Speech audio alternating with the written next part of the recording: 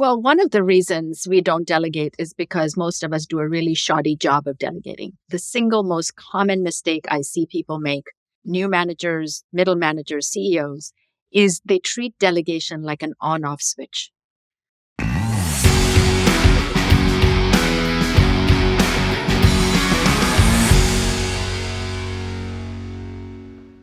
Welcome to the show, Sabina. So great to have you.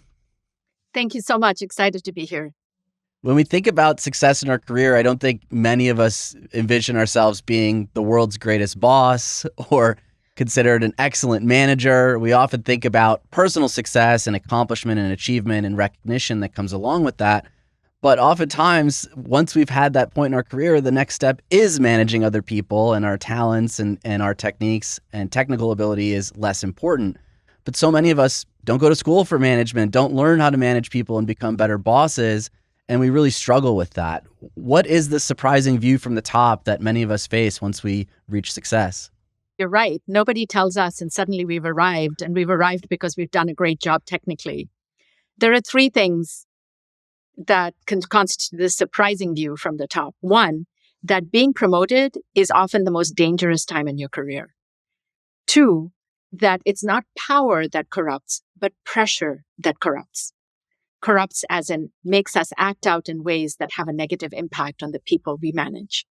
And three, power then insulates us, isolates us. The more we know, the less we know about the impact we're having on others. Combine all of these three things together, and if you don't mind this carefully, you end up as someone you don't recognize. Now, the good news is you don't have to have a personality transplant. You do not need to go on long multi-day retreats.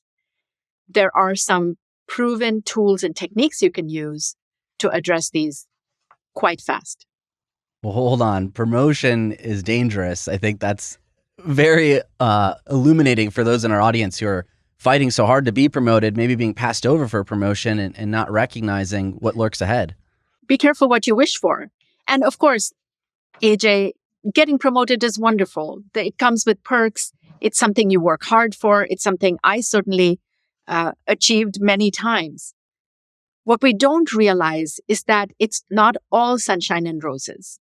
And the way that plays out is that the very things, our superpowers that have got us promoted, that get us to this point, look very different from the other side of the power gap, if you will. Because the more you get promoted, the more there's a gap in power between you and other people. Suddenly, when people's necks are craning up, their views of you are less charitable. You're no different. You wake up the same person. You don't wake up in the morning going, let me make life miserable for everyone around me. And yet, here's how they see it. Let's say that you are really meticulous about details. You're going to show up as a micromanager. Let's say that you're very strategic. People are going to think of you as manipulative. Calm, uninterested, not passionate. I had somebody I was working with who is incredibly strategic and tends to hold back what they say until they understand the temperature of the room and where things are headed before they speak. And suddenly, this person is being viewed as extremely political, going where the wind is blowing, which is not at all their intent, but that's how it's coming across. And with that new role, exactly as you said, comes a lot of pressure. As an individual contributor, that pressure can often lead to success for us personally. It can help us meet deadlines. It can help us perform at our best. And oftentimes that inner critic might drive you forward. But when that inner critic spills out to your team members and they're seeing the downsides of the pressure, it's really difficult then for you to be a great leader. Why do we not recognize this pressure oftentimes when we start this new leadership role, and how does it sneak up on us? Yeah, and it's not just new leadership roles, but roles that are further promoted up the chain, because the higher up you go, the more pressure there is. And when there is pressure, our tendency is to hunker down, to compartmentalize, to become more mono-focused, if you will. And so we start to lose sight of the collateral damage we're leaving in our wake. And of course, the higher we go, the less we know about how our actions under pressure are showing up with other people. You're absolutely right, AJ. Pressure is a great thing. It makes us all get creative. We love working with constraints. We love that adrenaline rush. It's just that when it spills over. We've heard bad boss. We've all seen the movies, terrible bosses. We don't want to be a bad boss. But you state it's a myth that there are good bosses and bad bosses. What's going on there? When I sit on an airplane next to somebody and chit chat and they find out that I'm writing a book about bosses, they go, "Oh yeah, I've worked for that boss." And everybody has a bad boss story. Now, a funny thing happens when you talk to bosses. Nobody says, "I'm a bad boss." So where is that gap? Is it just that we lose awareness when we become a boss? No, we're the same person. Our circumstances have changed. Instead of labeling bad boss, good boss, what if we said there are bad behaviors that bosses exhibit that are forged under pressure? So pressure transmutes our behaviors and causes those things to happen. It happened to me. I went from best boss ever as feedback, somebody who cared deeply about people, to a job with incredibly high pressure, where now suddenly people were crying in their offices because of having had conversations with me. And the worst part of that, this is why we don't know, is nobody told me. So I had absolutely no clue this is what was going on until finally a colleague was kind enough to hold up a mirror. Yeah, it's so difficult to get that feedback. I know when we started the company, I wasn't envisioning being a boss or managing lots of people. And I came in hoping to create a team with Johnny where we're all friends and we're all equals and it's like a big happy family. And unfortunately, then difficult times happen, turbulence, things don't work out. And all of a sudden you go from, hey, we're friends to, I need you to hit this deadline. You're not performing. You didn't do a great job on this. Why aren't you living up to my expectations of you? And now they're coming back and being, we're not friends, AJ. You're actually quite difficult to work with and prickly in these situations. Ouch. But we don't recognize it when it's happening to us. We're obviously feeling the pressure and we want people to perform at their best. But that communication gap then forms and it's very difficult for other people to feel comfortable enough to express themselves or perform around us. So the other thing to be mindful is the role that you're performing. It's not personal, but in your role as manager, you're going to show up differently than in your role as friend. It is possible to be friends with your direct reports, and I've written an article on that as well, but it has to be done incredibly mindfully. A friend of mine, where we were very close, and this was my first job as a manager, there was a reorg in which she was going to be moved to a different manager. And once the reorg was announced, she said, "So did you know about this?" And I said, "Yes, of course. I was in meetings where we were making these decisions. How come you didn't tell me? I'm your friend." Well, because I have a different role and a different set of ethical obligations to fulfill as manager than I have as friend. And that balance between roles, when we're juggling it, we're doing the best we can, but the people around us, they can't see what's going on. They don't understand the roles that we're juggling. For them, they're wondering, why are you so different? Last week you were my friend and now I don't understand why you're not being my friend. Exactly. It's like, well, I actually have to be your manager. Which is why the chapter in communication is the largest chapter in the book, because there are so many what I call communication fault lines that open up. Fault lines, and we can fall through those divides in quite precipitous ways if we don't make the implicit in our mind explicit for the people who are following us. Well, there's going to be plenty of ways to be able to navigate this power gap, and that is going to be through communication. So why don't you go ahead and take us into that part? Yeah, there's many ways we can slice and dice the communication piece, John, and there are 7 different communication fault lines that I've identified in the book. But perhaps the fastest way to become a better communicator is to say nothing. What I mean by that is exercising what I call your shut up muscle. As a boss, it is really natural. We talk about pressure. We feel a lot of pressure to feed our people, to provide them with answers, to tell them how to do things because we know how things should be done. And we're often right. All that does is increase more pressure on us, where we think, why am I the only person who's always coming up with ideas? Why am I the one who's working harder than everyone else? And it stunts the growth and development of the people around us. So the shut up muscle is actually a thing. It's a set of tactics you can use very quickly to address some of this communication drift. First is be the third or fourth or fifth person to speak. No sooner than the third in a meeting. Very hard to do. Here's a pro tip.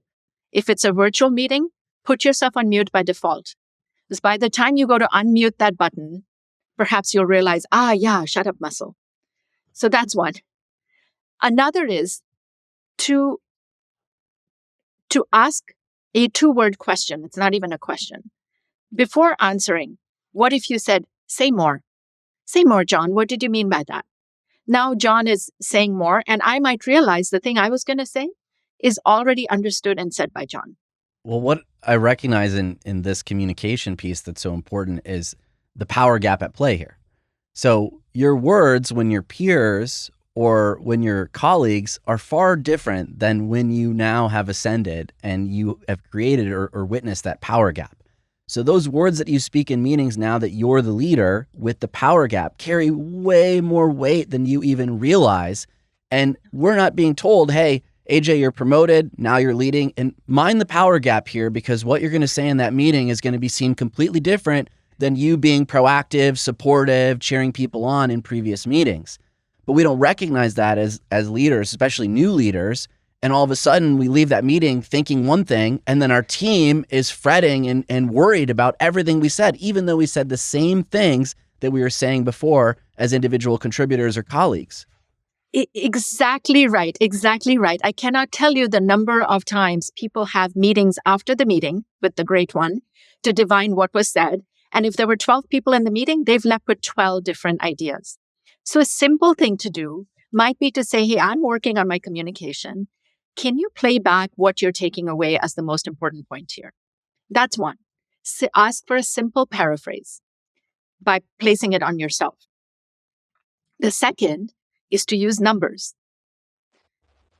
I've studied computer science, so I'm a little partial to numbers, but here's how that works. See, AJ, what you're talking about, and John, what you talked about, is that there's a 2-way volume switch when power comes into the room. It amplifies downward and it mutes upward.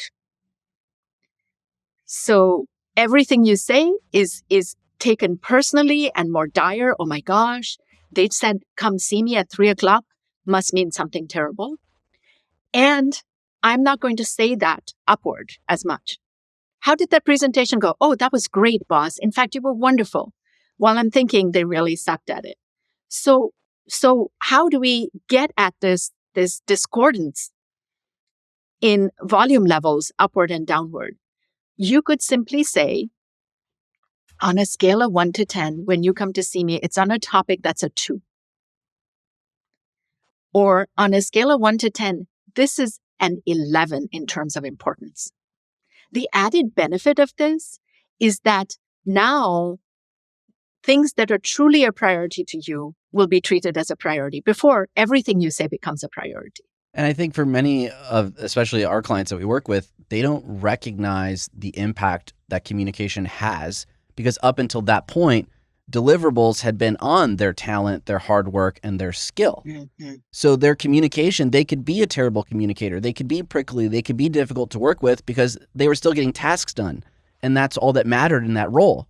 But once you shift to leadership, your communication is by far the most important thing. It's the skill that is going to be the most impactful in everything that you do, yet we're not really trained on it. We don't have, as you said, great feedback loops on it. So when we are communicating poorly as a leader, we're not hearing it back from our team. And then our team inevitably is scheduling side meetings, or they're asking you for one-on-one meetings after the group meeting to clarify because they don't understand what's going on. So what are those signs that communication is lacking and we've created these fault lines, or they're happening and we don't even see them? Or they simply don't, they say they understood and give you the wrong deliverables. Right. So all of those things can happen. And guess what? You're still getting rewarded for getting things done, except that you can no longer do them yourself The people around you have to do them. And in order for them to do it, you've got to communicate and you've got to be mindful of your impact on them so they do their best work instead of sabotaging results as a revenge against that jerk boss that they think of you as. Right. So what are some signs that the communication fault lines have opened up? There are 42 questions at the end of the book that are diagnostics to say which power gaps, which pressure pitfalls do you fall into. But here are a few shortcut ones from that list. One, nobody argues with you or gives you a different point of view. That likely means you are sitting as a sage on the mountain, giving them all advice, telling them what the right thing to do is, and no one's going to disagree with you, or they're tired of coming up with ideas because you're going to swoop in and take over. So that would be one sure sign that something is going on. And in our busy lives, with all the pressure we're under, when we don't hear debate, discussion, argument, we go, oh, does anybody have a different idea? And before we've even finished that phrase, we go, okay, good, let's go. So we don't pay attention to that. So what if you were to hold a little bit of silence and see what happens? If nothing happens over and over again, that's an early signal that communication is not happening. Another, of course, is when you get back the wrong things that you thought you'd communicated clearly and you're not. And I know for myself and my own leadership journey in the company, a big part of it with that pressure that we're facing once we're now managing and leading people is feedback. And oftentimes the feedback comes rapidly in a negative fashion, criticism. Hey, you didn't meet the deadline. Hey, that wasn't what I asked for. I thought I communicated it. Why aren't you doing this? But the big gap is actually the positive feedback. And it's the support and building up the team so they can actually handle the negative feedback. Because oftentimes if all they're receiving from you is negative feedback, and I got this feedback from our team, like, AJ, it feels like you're just hypercritical of us. I started to recognize, oh, wow, I'm not celebrating the wins. I'm not highlighting the positive things that I want to see as a leader to build the team up to be able to handle the criticism that comes with the job. And you write that there's a bit of a ratio here that we want to pay attention to really help be supportive of our team and allow them to manage the critical feedback that inevitably comes as a leader. Two things there. One, the research on couples shows that for your partner to say that you're giving 50-50 positive to corrective, it's actually 5 positives for 1 negative. Because we are primed as human beings to pay more attention, to pivot more to the negative, to watch for the threat and the tall grasses of the saber-toothed tiger that's going to jump at us. So it's a 5-to-1 ratio. Now, when I talk to my clients about that, they all have this, they just start laughing.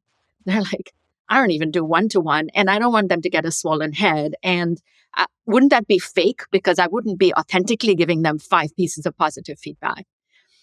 And my job with them first is to bring it up just to a 1-to-1. And you can give authentic feedback. It's just that most of us think our biggest room for improvement is in finding the faults and correcting those. Whereas if we actually, and this is the second reason to give positive feedback, AJ, is not just so they can withstand the negative feedback, but so that when you give them feedback and with as much care as you give them corrective feedback, they know exactly what they're doing right. And when they're being built up on what they're doing right, they're going to do more of that. So you're going to get from good to world class by working on the positives. You're going to get from poor to mediocre by working on the negatives. Johnny and I were laughing with the last guest about gardening. And if you've ever gardened, tried to grow tomatoes, you recognize that if you just plant a tomato seed and let it grow on its own, the tomatoes are going to rot on the ground. You have to provide scaffolding to allow the tomatoes to make their way up to the sun, to catch light, and the heaviest tomatoes to actually stay on the stalk. Oftentimes as leaders, we don't think about the scaffolding. We think about, because the pressure has narrowed our focus, what's the deliverable now? Why are we not hitting the deadline? Why did this thing fail? We're not recognizing that all of that positive feedback creates the scaffolding to build the world-class team that allows us to hit the deadlines, that allows us to advance and actually become the team that everyone wants to be a part of. But oftentimes we find as individual contributors, we've also been conditioned by not getting that positive feedback. So it's this cultural thing too, as we rise, that can be difficult for us to break free of. And we had a business partner once who joined a meeting and just came in guns blazing, super hypercritical. And we, after the meeting, we said, hey, like, that's not how we do things here. And he's like, well, I come from investment banking. I had a book thrown at my head across the room. And we're like, okay, that's a different culture, but that's not how we're going to thrive as a team. Yeah. We often don't understand culturally, as we've risen as individual contributors, how we've been immersed in this negative feedback loop. Then we get the leadership role and we kind of do the same thing that we've been accustomed to. So what do you say to leaders that want to break that culture that's going on around negative feedback, where they're really struggling because that's just how the company's been operating? And that is such an important point. And there's this sort of a survivor's bravado. Like, I went through this, so you're going to go through this, and it's going to make you stronger. Gosh darn it. And we know that's not the case. Like, the tomatoes would literally die on the ground if they didn't have that scaffolding. So it's very hard when the whole culture is based that way, and then one person is going to do something differently. So the first thing I would do is say, don't look downward and figure out how to do this. Look sideways. Build alliances with others who want to make that same change. Because if you're the only one who's going to poke the cultural bear, you're going to become the problem. And the sites are going to be trained on you. Suddenly, your peers are going to go, well, I don't want to be like AJ. He's gone soft in the head. All he does is give positive feedback. Where's the growth in that? So I think it's first about testing the waters and building alliances of who else will be on board with you, so you don't do any work that's countercultural alone. The other thing about it is for those leaders to expand their ability in how they deliver praise. Because if you're giving somebody, hey, I think what you did there is awesome, 5 times to 1, I can understand where, well, I don't want to be a robot, or if I keep saying this, it loses its effect, it dilutes the power. Yep. So, finding other ways in which you're able to do that. So if somebody comes back with work that maybe they've gotten to the same result, but in another way, well, showing your curiosity and interest of why they chose the way that they've done it and giving them praise on the journey that they took to get there that was different than yours, that ended up in the same result. I mean, there's plenty of ways throughout the way we communicate that is going to give tons of praise. And a lot of times, if you can find the ways that maybe somebody isn't used to, or a new way that they have gotten value for the work they've done, well, you're going to make a new ally for life.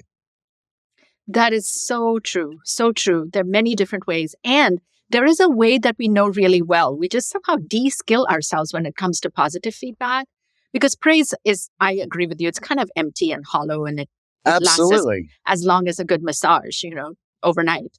But look, we already know how to give corrective feedback. We make it when we do it well, we make it behavioral, we tie it to specific examples so people know what not to do. Why not use the exact same formula for positive feedback? What specifically are you doing that's causing this result? I had somebody tell me in a class, you're very passionate. And I thought, okay, first of all, is that a good thing or a bad thing? And he said, oh, no, it's a really good thing. Okay, so I don't know what to do with passionate. How do I bottle that and replicate it? So can you tell me, what is it that I did that made me appear passionate? Oh, you speak a lot with your hands and you vary your vocal tone. So now I know I can study more around hand gestures and vocal tone and deliver more passion. How did that passion help you? Oh, it keeps me awake. It gets me interested in the topic, etc. So now I know when I'm more deliberate with my hand gestures, my vocal tone, it actually lands my message more effectively. Now I can replicate that. One thing that I want to stress in a lot of these situations around pressure is the default mode that we're in as leaders, which is we're searching for answers. A lot of our clients that we work with come from very analytical backgrounds. So we're trying to hone in our focus to solve the problem, move forward, hit the deadline. And that zoning in often creates this singular story of what's going on. And the only thing we have to relate to is our own experience. So we talk to a lot of frustrated leaders who are like, I can't believe my team member's not doing this one thing the same way that I would do it. And it's like, well, of course they're not going to do it the same way as you would do it, as Johnny was saying. They might take another path to get to the same result. But that pressure really hones our focus into our own experiences and then frustration with our team members when they're not executing the same way we would. How do we unravel that? Yeah. And the power position we're in keeps everyone from saying that that's not the only way, or maybe even not the best way. Uh, it's funny you bring this up. And I know you've just got a newborn. When my boys were, before they were teenagers, one day I started thinking, what is the most common thing that people come to me, they get into trouble with, my clients in their 40s and 50s, and how do I future-proof my kids against it? And that one of the biggest things I came up with, AJ, was this singular story and the gap that creates. And of course, the more I know, the more singular my story gets, because that's what I've been rewarded for. That's what's worked in the past.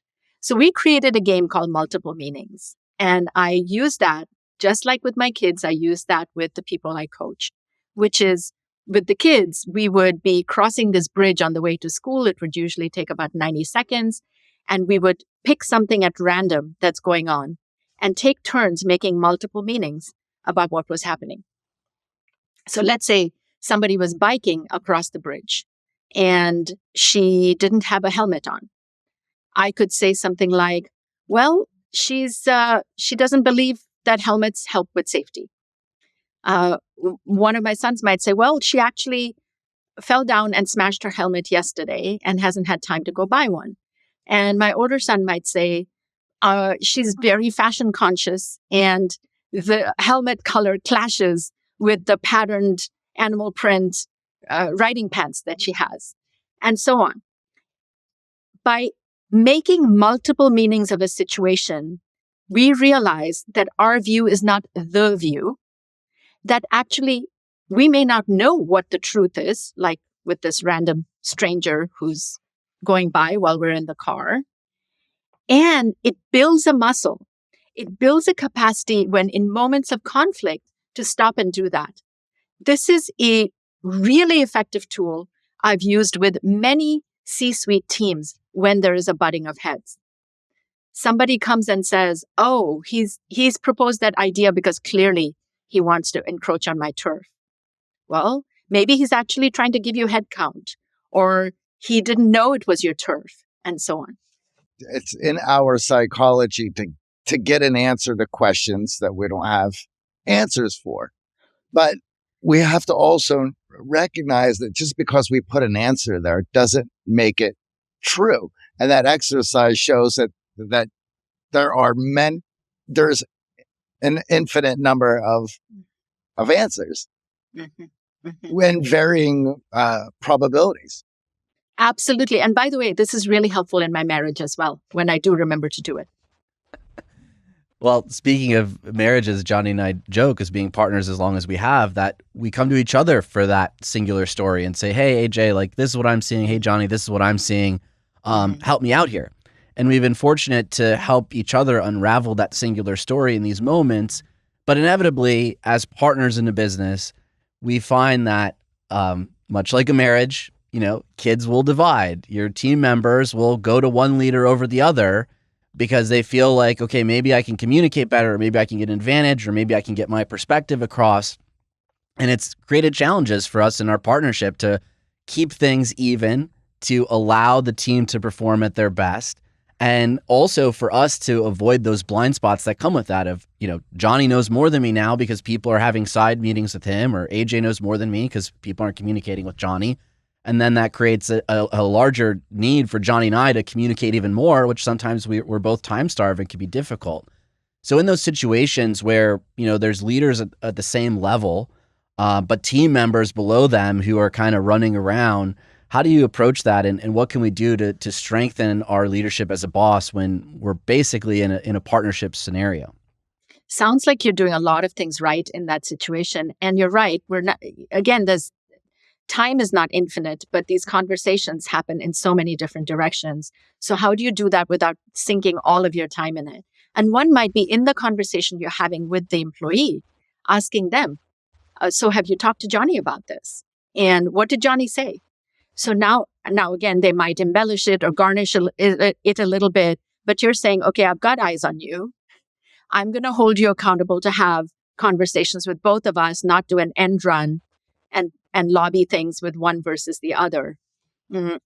So that's one that does not take any extra time. You're just doing it in the conversation. You might also decide, if you have clear swim lanes in certain situations, hey, that's actually something you need to talk to Johnny directly about. Is there something I can do to help coach you to have that conversation with Johnny? Mm. Yeah, and then a follow-up email that CCs both of us or completes the circle on that communication. Because Yes. I've also found in those situations, especially for Johnny and I as leaders, we're on to the next thing. That person who had the meeting with either one of us is thinking about it, stewing over it, crafting the follow-up message, then go to Johnny about it. And their recollection can be vastly different than my recollection or Johnny's recollection in the moment as we've moved on to the next thing. Yes, and have them do the first draft of that email. So have them send the email going, hey, it's really important that Johnny and I are in sync on this. Can you please send an email to both of us summarizing what we've just discussed? And then you can always fly on top of it and go, actually, it's not A, it's A prime. Here's how. But have them do the work. So a principle underneath this is, if they are trying to play games with you, take up more of their time, so that there is a barrier to them doing this, instead of you sucking it all up to yourself and working hard and running between Johnny and AJ. Right. So putting the onus on them slows them down from the game playing. Now, you mentioned something there that I think a lot of leaders find once they're in a new role is the swim lanes. Johnny and I have been fortunate that we have completely different skill sets, so there's not as much overlap, and it's pretty clear for us organizationally who's in charge of what.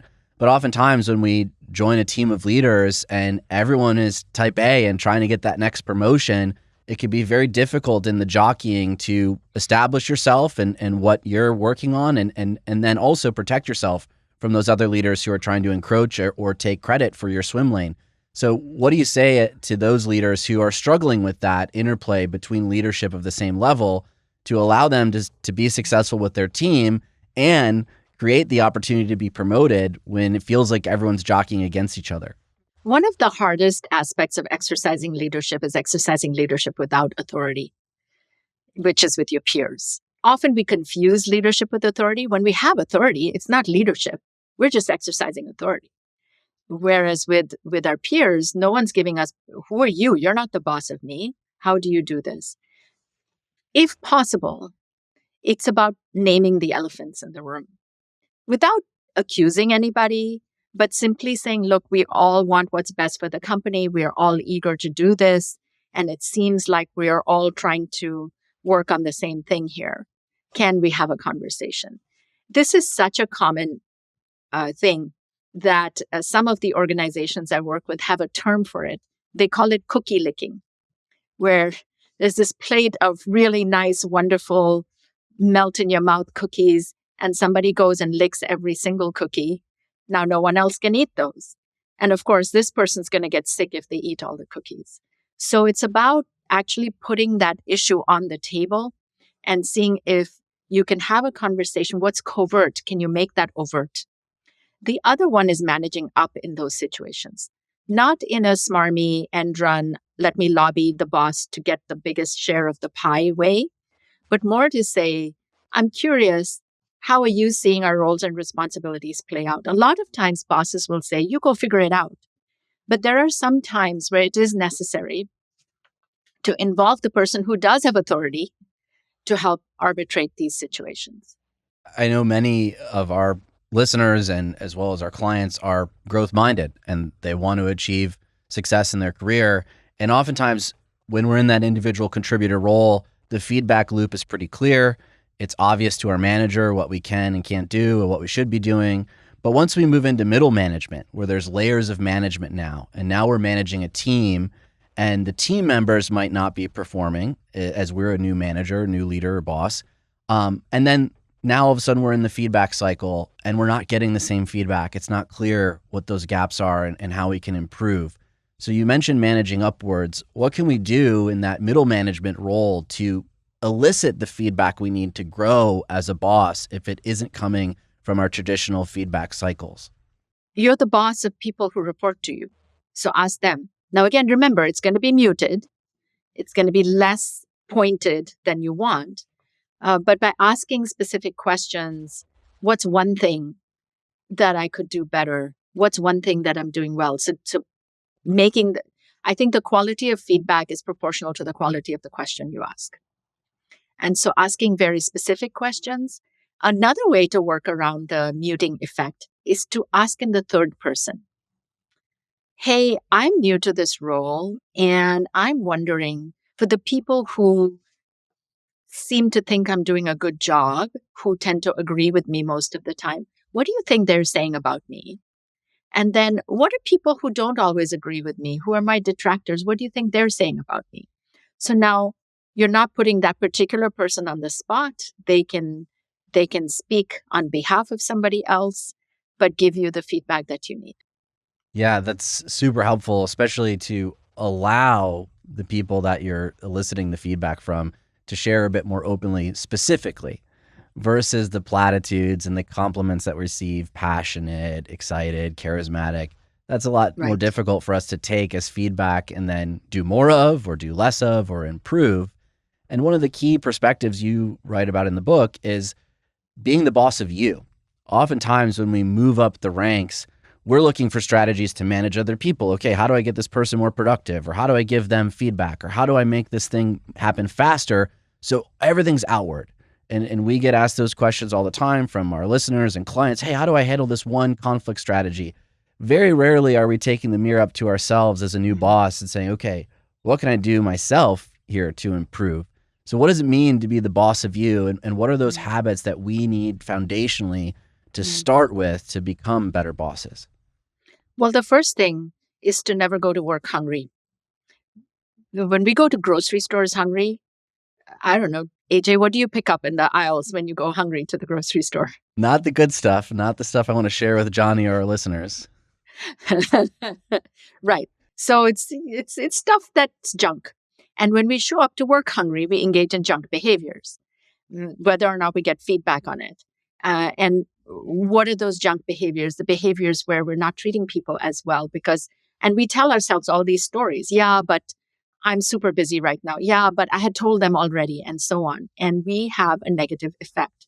So first thing is to recognize what are your own inner hungers or inner needs, which are very human, like wanting to be praised a lot, wanting to be seen as the hero, or wanting to be seen as the martyr, or wanting to show up as the smartest person in the room. Are there other places you can get those needs met? Because otherwise, people are going to divert you from your agenda. Like somebody who said they wanted to really hold their direct report's feet to the fire about the budget, but the team knew that they really appreciated praise. They diverted the whole conversation about this wonderful customer call that this person did, and they failed to hold the team accountable. So first is recognizing those. Second is to develop a micro habit. And a micro habit has two characteristics. It's ridiculously small, and you do it every single day. Let's say that one of my hungers is to show up as the smartest person in the room. And I really need to exercise that shut up muscle that we talked about earlier instead, and allow the brilliance of everyone else to emerge first. So maybe my micro habit then becomes once a day for one meeting, I'm going to ask a coaching question as opposed to provide an answer. A coaching question like, how did you think about that? To Johnny's earlier point, if they've done something a different way and it's worked just as well, what was your thought process? Something like that. So just a very teeny tiny question that I ask every day. So it curbs my desire to always be the one popping up with the answer. Yeah, it can be very difficult when that hunger, and what's really interesting about all this is how much of our childhood plays a role in our leadership. We think as adults we're fully formed and now you just got to focus on the future. But to be the smartest person in the room, I'm sure a lot of our listeners are nodding their heads. People watching YouTube are nodding along. I have that feeling. It's hard because so much of our validation comes from those key moments, whether it's winning the spelling bee or being the person who got the highest test score, and really showcasing that intelligence has allowed us to achieve so much. But once you get to the boss role, that intelligence is not going to be celebrated by your team. It's not as impactful as you had hoped or thought, and you can't rely on it as your go-to tool, but that hunger is still there. It's still present. Exactly. And ironically, if you allow others to shine, you're still going to look incredibly smart because your contributions are going to be more unique. They're the things that others haven't yet contributed. And with your elevated perch, you might have a better vantage point to be able to provide those. But if you're constantly speaking, then nothing is standing out. Now, with the pressure, there are these pressure points, these triggers that create emotional reactions in us that maybe in the past you've bottled or you've only really seen yourself, but now with teams and peers and people looking up to you, those emotional trigger points are not helpful in any way. How can we start to recognize those triggers if in the past maybe they drove us to success, they haven't hindered us, whereas now they're actually impacting us as a boss? A colleague of mine says that the fastest way to change your mind is to change your body. And often when we are triggered, there is some sort of a physical reaction going on in us. For me, the tips of my ears get hot. And I know that if I open my mouth at that point, I'm going to say something that I'm going to regret. So mute button to the rescue. So notice what are some of your physical cues when you are triggered and buy time. That would be the generic strategy, buying time. It could be simply taking a sip of water. It could be paraphrasing the question back. By the way, it could also be doing slightly complex math, like count down by 7 from 100 to 80. If our brain gets shifted from the amygdala, the ancient part, which is fight or flight, to doing something more analytical for about 6 seconds, we are able to shift our emotional reaction. It's so key to recognize the physical sensations and then to start to relate it to, well, what are the moments that I find that happening the most? Is it certain types of people? Is it certain types of situations? Yes. Is it in conflict? Is it on Zoom? Is it when I'm public speaking? In these moments of presenting in front of the room, oftentimes we might be able to acknowledge the emotional impact, what's going on physically, the sensation, but we're often not paying attention to the patterns that go along with that and the environments and the factors that are triggering us. Exactly right, Ajay. You talked about childhood. Many of these things get formed in childhood as well. Just like our hungers are sort of love equals showing up as the smartest person or the martyr or whatever, these are danger happens when horrible consequences happen when I disagree with someone in a position of power or when I present in a certain situation. So when you recognize these situations, you're able to manage yourself better ahead of time. Often, I tell my clients, if possible, simply go outside, even if it's for 3 seconds before that difficult meeting. Just get one deep breath in of fresh air and come back in and then have the meeting. But that just mindfulness of, okay, I'm acknowledging this is going to be hard and I'm doing something to be the boss of me, to manage myself before I go in. And there's certainly all the pathways that have been built from every time that you have replicated those certain behaviors. So there's going to be a chain reaction that you're well aware of for all of these opportunities where you've been triggered.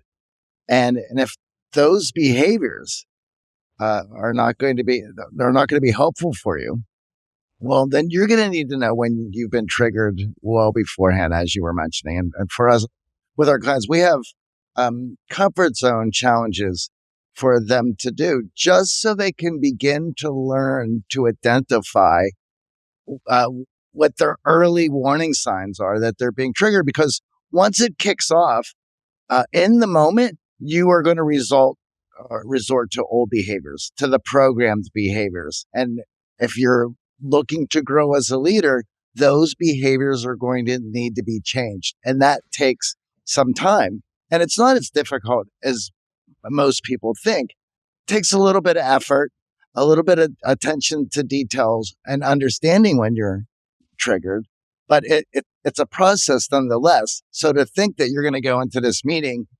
and do a new behavior uh, under pressure, it's just not going to happen. And if you try, it could end up being a little bit worse than you planned. So learning these moments and what it feels like when you are triggered and the very early warning signs is very beneficial.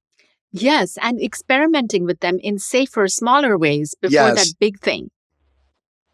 Because then you're going to do a face plant if you've never done it that way before. Mm. I often tell people, here's your best tool, a simple sticky. Yep. Because in the moment, see, it's easy to say, don't do something, but it's very hard to don't do something. What am I doing instead? And so on the sticky, write down 5 possible ways in which you're going to manage your trigger, because in the moment, your brain is not functioning. No. But the sticky is right there. So I go, okay, eeny, meeny, pick this one. Great. Yeah, we have to replace that behavior. It's just like habits. You can't just undo bad habits. They have to be replaced with some other action because that trigger is still there. And unfortunately, many of us don't recognize those triggers until we are in the high pressure situation. Part of what's causing the pressure, and we see many leaders who are constantly drowning in their own inability to delegate. So because they want to be seen as the smartest, they've been advancing their careers, being the problem solver, always knowing the solution. Now they're in a leadership role and they're really struggling to delegate to their new team members, to people that they're managing. And because of this, they end up in this sole provider role that you say, that all of a sudden we're overwhelmed. And how could I possibly find my triggers, AJ? Or how could I possibly work on my communication, Johnny? I'm just drowning over here. And yet their team is starving for opportunities and tasks and things to take off their plate so that they could perform and so that they could be promoted and achieve. But here they are holding themselves off in their office, trying to plow through work that could easily be delegated. So what's going on, and how do we start to recognize that we're in this situation and overcome it? Because so many of us complain about drowning, when as leaders, if anything, we should be allowing our team to support us. Well, one of the reasons we don't delegate is because most of us do a really shoddy job of delegating. And there is a very common, the single most common mistake I see people make, CEO on down, new managers, middle managers, CEOs, is they treat delegation like an on-off switch. So instead of treating delegation as an on-off switch, treat it as a dial. This happened with one of my clients where she was the CFO and she was working with a direct report who was working on investor relations. And his writing was just not up to par. And they spent months and months and months. And each time she'd just go, oh yeah, not a good job. And then she would rewrite the whole thing herself. Now, if she used the delegation dial, recognizing that this guy didn't have the skill yet. He didn't have the understanding or the depth of experience that she had. Now you can use notch number 3 on the dial, which is teach. She could be very prescriptive, saying, here's the steps to write when you're writing to these folks. And this is why I choose these kinds of steps. So now they're learning the why behind why she keeps rewriting this memo. And then after that's done for a while and you see that the person is learning this, now they might come up with their own ways to do things. Now you can slide the dial one notch up to coaching, which is, so how did you approach this? What other options did you consider? What were the pros and cons of these options that led you to this decision? So you're helping them clarify their own answers and their own way of thinking before you finally do the switch and go, okay, I'm here as a safety net. I think what's so interesting about the delegation piece on the other end of it is so much safety right now is in busyness. We feel good when we're notching things off our to-do list and when we're busy. And unfortunately, as a manager, that busyness actually keeps you from the deep work, the thoughtful stuff that pushes the larger initiative forward. But we play to our comfort zone of just being busy and checking things off to the detriment of our teams. And then, of course, we feel stuck. And our family's getting the worst of us, our partner's getting the worst of us. We have no time for our social life and all the other things we need in our life. So what do you say to leaders who really need to understand creating space, not so many meetings, and certainly not so much busy work, and allowing the delegation piece that's created safety for them of being busy and having the full calendar, which feels good, checking those boxes, but in actuality is holding them back from being that great boss. It's also protecting them from their imposter syndrome fear. I'm busy because I'm doing things that I've already done and I know how to do. If I stop being busy and others take that on, everyone's going to find out I don't know how to do my real job. You're not earning your paycheck to be busy. You're earning your paycheck to do this. So now let's dig into that. One of the ways to do this is to do nothing. We talked about saying nothing before. Here's a do nothing, which is this idea of blank space. Blank space is 2 hours back to back once a week that you leave the office or your home office or your home. You don't read, you don't talk, you don't research things on the web because we know what rabbit hole that takes us down. You simply carve out that time to think and to be. Research shows that our best ideas, our best insights are already hiding in plain sight inside us. And they come out when we give our thinking brain a rest, in the shower, on our commute, while jogging. So why not carve that time out as part of your job? Now, most people, when I propose this to them, have a near panic attack. What do you mean? Do nothing? Like action, like can I make a to-do list? Can I do this? Can I do that? No, none of those things. So if you have a hard time getting used to that idea, start it as a micro habit. Start with 1 minute a day. Think about it. In our days, these days, where's my phone? When we're always tethered here, could you even tolerate 1 minute of complete lack of noise and space, and then slowly build it up to 2 hours? Or bring to your 2-hour blank space time a big idea, one of those things that you really want to noodle on but never have time, and start thinking about that if you need a little bit of a scaffolding, to use your word. Well, one of the comfort blankets that I think a lot of new bosses or even senior management and C-suite executives lean into then is meetings. So we've delegated, and now all of a sudden we're looking at a blank calendar, but that's very scary because I got to be doing something with my time to get paid. I'm trading time for money, and now it's death by meeting. And oftentimes, especially as we become leaders and things are growing, we're not trained on how to run meetings or what a great meeting is or a bad meeting is. And unfortunately, our direct reports are dreading those moments on the calendar where they're just being tied up when they could be going off and doing the things that you delegated to them. So what is your advice on the death by meeting and what leaders should really look to accomplish in meetings? And are there goals or frameworks to work with to allow us to be better at meetings so that no one is feeling this death by meeting? First of all, if your meeting is just about information sharing, it's not a meeting. It's a Teams message, a Slack channel, an email. So meetings should be about discussions, debate, generative conversations where ideas come up or decisions get made or difficult conversations happen. Second, is it a one-on-one or is it a one-for-all? Often leadership meetings are where the manager is benefiting from getting updates or looking into each department, but the department heads are busy on their email or their devices, and they get animated only when their particular silo comes up. So be clear about, is there a reason to have a joint meeting? And if so, get everybody on the hook. Don't allow that one-to-one tennis match to happen. Third of all, there is a framework that I found really helpful in meetings. It has 5 elements to it. First is context. When we last met, we agreed on X and Y, and that's why we're here today. Second, goal. The goal of this meeting is to look at our branding strategy. Third, outcomes, because the goal is pretty broad. You're not going to cover a branding strategy in a 1-hour meeting. So what are the exit criteria around the branding strategy for this particular meeting? We want to leave this meeting with everybody understanding X. Fourth, here's what I want from you. The best way to get people to not get distracted away from the meeting agenda is to give them a task. I want you to play devil's advocate. I want resources. I'm going to need you to make a decision. I'm going to ask you to give me some feedback, etc. So what is it that you want from them? And number 5, is there anything else you would like to add? Because another reason that we get distracted is we have another agenda in mind and we don't want to lose that. You may not be able to deliver that to them, but by parking it and telling them you're going to come back to it next time will allow them to be fully present.